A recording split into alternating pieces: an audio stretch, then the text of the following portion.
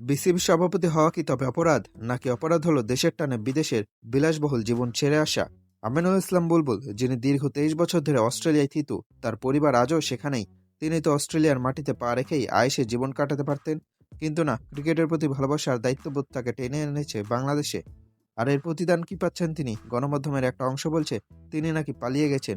প্রশ্ন হলো, কিসের থেকে পালিয়েছেন? তিনি কি চোর? তিনি কি দুর্নীতিগ্রস্ত? নাকি বিসিবির সিন্দুক খালি করে অস্ট্রেলিয়ায় বাড়ি কিনেছেন? থাকলে প্রমাণ দেখান। আসুন একটু বাস্তবতায় ফিরি। বিসিবির সভাপতির পদটি কোনো বেতনভুক্ত পদ নয়। এখানে কেউ পকেট ভরতে আসে না, আসে ক্রিকেটের সংস্কার করতে। আমিনুল ইসলাম বুলবুল বোর্ডকে জানিয়ে যথাযথ অনুমতি নিয়েই তার পরিবারের কাছে গেছেন, অথচ একদল মানুষ এমনভাবে খবর ছড়াচ্ছে যেন তিনি বড় কোনো ক্রাইম করে বর্ডার পার হয়েছেন। বিদেশের স্থিতিশীল জীবন, যেখানে কোনো পিছুটান নেই, সেটা ছেড়ে বাংলাদেশে এসে গালাগালি শোনা কি তার পাওনা ছিল?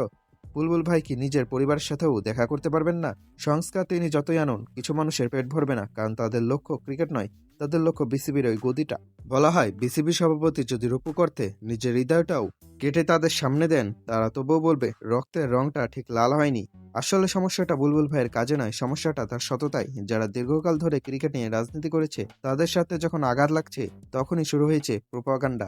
আচ্ছা, আপনার কি একবারও ভেবেছেন 23 বছর প্রবাসে থাকার পর একজন মানুষ যখন দেশের ক্রিকেটের হাল ধরতে আসেন, তখন তার ভেতরটা কতটা পড়ে? তিনি তো অস্ট্রেলিয়া আইসিসির বড় বড় পদে সম্মানের সাথে ছিলেন। সেই সম্মান ছেড়ে এখানে এসে পালিয়ে যাওয়া, ট্যাগ খাওয়াটা কি তার সবচেয়ে বড় ভুল ছিল?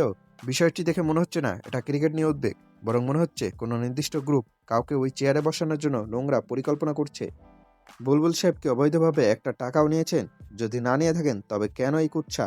একজন পেশাদার মানুষ তার ব্যক্তিগত প্রয়োজনে বিদেশ যেতেই পারেন, এটাকে ইস্যু করা মানে বোঝা যায় আপনার লক্ষ্য ব্যক্তি বুলবুল নয়, লক্ষ্য হলো বিসিবির ক্ষমতা। শেষ প্রশ্নটা আপনাদের কাছে রাখছি, দেশপ্রেম কি তবে এখন সস্তা হয়ে গেছে? যারা বিদেশের আইস ছেড়ে দেশের মাটিতে ঘাম ঝরাতে আসে, তাদের এভাবে অপমান করার পর কি আর কোনো যোগ্য মানুষ এই চেয়ারে বসার সাহস দেখাবে?